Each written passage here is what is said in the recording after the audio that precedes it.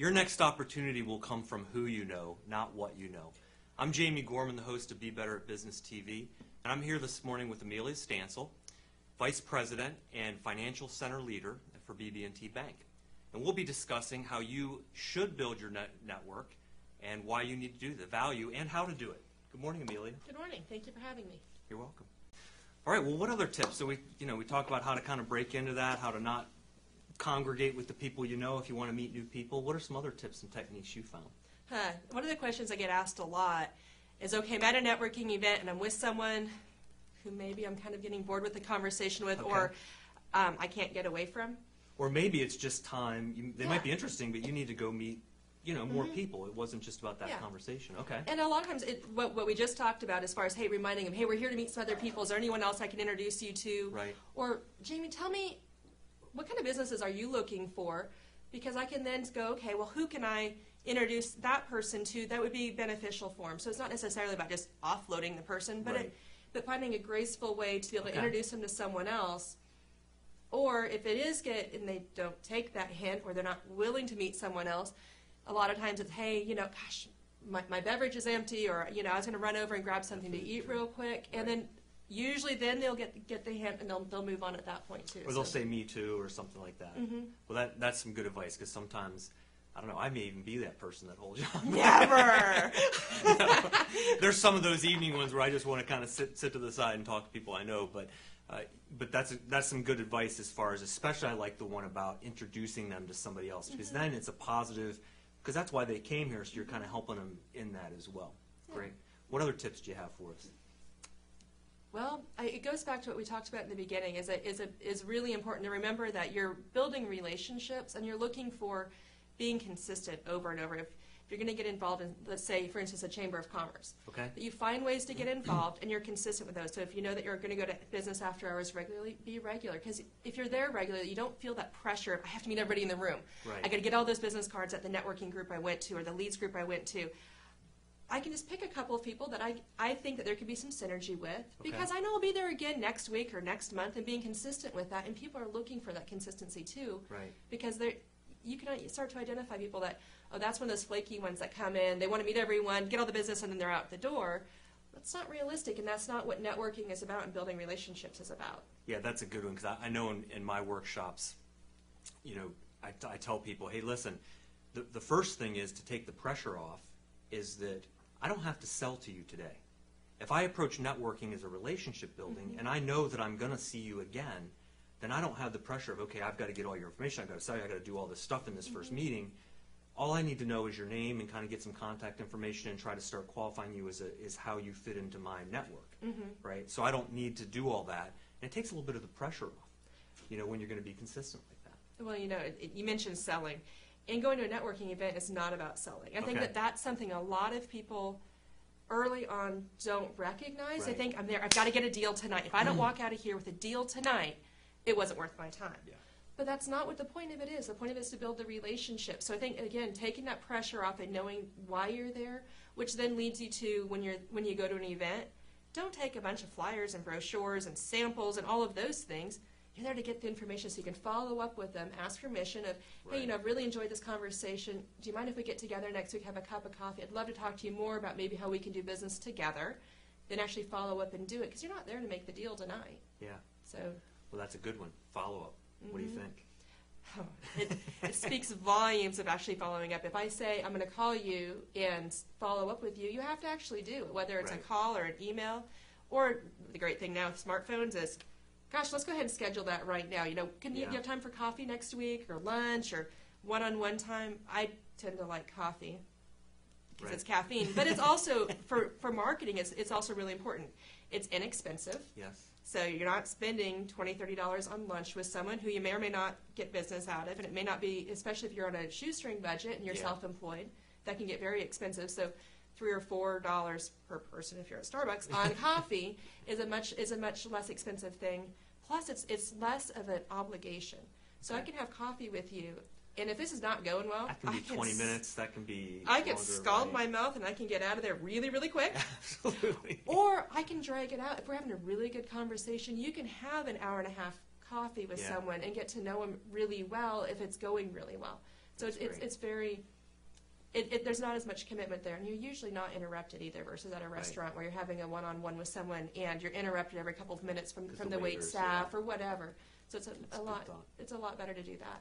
Yeah, and I tell you on the follow-up, you say, you know, in the conversation I have with people, I try to set up a little bit of the follow-up as I go, because we're going to talk about different things. And if I can make a promise of I'll email you that, I'll send you that, or I'll ask somebody, or, you know, one, it kind of gives me a reason to follow up, and they're going to pay attention to that. The second thing is that it starts to build that level of trust and create, wow, they said they were going to email me that, and they really did. That's, maybe I can trust them, right? So I think that follow-up really is a big step, especially for the key people you meet. Yeah. So that's great. Good. Once again, Be Better at Business TV is live, and I think we have some questions. So, Alyssa, what do we have from the audience? After we've introduced ourselves, what are some good questions to ask to find out if there's a potential business relationship with that person without seeming too salesy? Okay.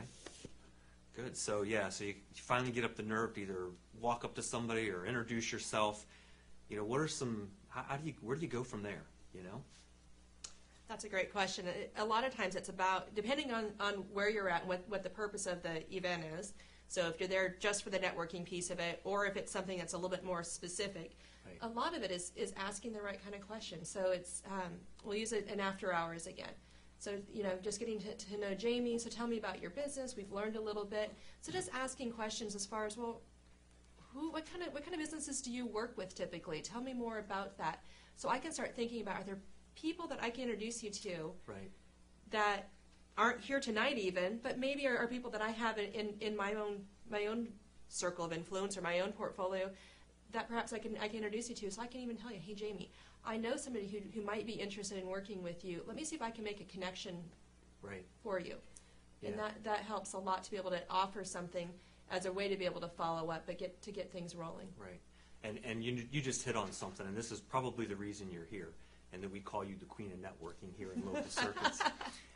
When we had known each other for a little bit, but you were doing the grand opening of one of your branches, and I had a table there. You kind of had an open house and invited people to come over, and I had my little table over there, and I think I was between Chick-fil-A and the BB&T race car, so I wasn't getting a lot of love, okay? Oh! But I tell you, and this is something that, you know, you need to find the people who are the networkers, because what you said is you start looking for who else you can introduce them to. And I had at least 2 people come up to me that day, and they said, well, Amelia said we're not allowed to leave until we come over and talk to you. And it was about social media and some other things. And so I really appreciated that. And it just really proved to me that when you meet those people that are sending you referrals, wow, that's what relationship and that's what networking is all about. So I appreciate that. I tell that story all the time. I don't even know that I've ever told you. Great. Lisa, another question. What is the difference between being purposeful in identifying good business opportunities and just building relationships? Some seem to only want to chat. Boy, that's a good one, and I've had to evaluate that for myself. Is, you know, you got to go to a lot of events, you start meeting a lot of people. You know, at some point you do have to kind of show some sales. How do you kind of make that transition and be a little bit more purposeful about it? I think going into it with a plan of what it is that you're looking for is really important. There was a great article. If you have an iPhone, and I don't know if they're on Android, I assume they are. The Harvard Business Review has a great app that you can download that gives you a different business management tip. And there was actually a tip in there last week. I think it was last Wednesday's tip, or maybe it was last Tuesday's tip, that talked about business networking. And it talked about how, even though you're building relationships, and it may seem that you're just chatting and having a good time and building those professional friendships, if you will, you may not specifically do business with that person. Right. But it's the other people that they know that you may do business with. So don't just discount it. I'm just chatting with this person. As long as you're educating them as far as, hey, here's what I'm looking for. Here's what's a good referral for me. Here's the types of things that I've done to help other people. Then they start going, oh, well, I know somebody with that. And it may be a year, 2 years down the road, if you keep that relationship going, that you get the business. You can't look at it with networking, I'm going to get business right away. It's not about getting business right away. So you can be purposeful in those professional friendships that you build, Right. and still be able to get business later. Right. But and one of the things that I think happens is as you start networking, it's just not going to the same event, talking to the same people. You are being purposeful when you're growing the network, asking for referrals, setting up those follow-up coffee and those meetings, that's when you start becoming purposeful. And when you look at the different groups that you're part of and make sure that you're getting into the right groups with the right people as well, I think as well. Good. Okay.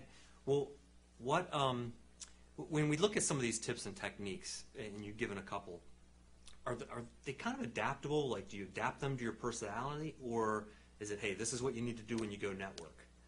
You have to adapt it to your person. You got to be authentic when you're doing it, because if you're not being authentic, people will see right through it. Okay. If you're an introvert and you're trying to force yourself to be an extrovert and you're trying to get around and meet everyone, it just doesn't come across as being real, and people want to see people who are real.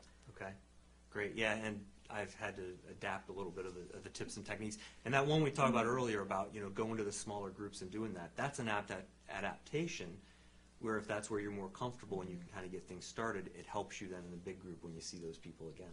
Well, and part of that, with helping with those groups too, doing your research before you go of who, if you're going to a bigger event, who's the speaker, what are they speaking about? Right. So maybe you can put together some ideas, maybe you can grab them beforehand, ask them questions beforehand, maybe see who else, what other kinds of people are going to be there. Reach out to a few people that if you know they're going to be there, say they're government contractors and they're going to and there's a government contracting event coming up at the chamber, reach out to some of the people that you know that are in that field and say, hey, are you going? Do you mind if I tag along with you and you can introduce me to some of these other people I'm trying to meet? So finding ways to adapt to make it so it's more comfortable for yourself is really important. Good. Well, good. So, we've kind of shown this morning that you really do know what you're talking about when it comes to networking, but why don't you tell us a little bit more about Amelia? What's going on? There's always a lot going on for Amelia. Nobody wants to hear about what I do for my day job, but I will tell you about some of my fun stuff I get to do. Okay. Besides being a mom, that seems to take up a lot of my extra time. But there's a lot of great things going on right now with the Greater Warrenton Chamber of Commerce. Okay. We've got coming up in a couple of months for the Father's Day car show, which Father's Day is right around the corner at this point. Yeah. So there's a Father's Day car show up in Old Town Warrenton on Father's Day. There's also a car raffle going on that if you want to buy tickets, let me know. Or anybody else on the Chamber Board know we're selling tickets as our major fundraiser right now. Okay. And they announce the car giveaways. Do they do that at the car show? They do. Great question. They announce it at the car show, so it'll be drawn then. Great. So sometime mid-June you could win a car. That's pretty good news. Right there from one of our dealerships in Warrenton. There you go. Supporting another local business. Wonderful. Well, I'm Jamie Gorman, host of Be Better Business TV and the CEO of Sigma Business Management. Everyone has an area of business where they need to get better. When you figure out what that area is for you, please give us a call. We'll help you find out and define what it is, find the solution, and then put some resources, the best resources towards that. If you found this helpful, please don't be afraid to share that and let other people know about Be Better Business TV. We could always use more of an audience, and we just love helping people out. We'll see you next week. Thanks for joining us.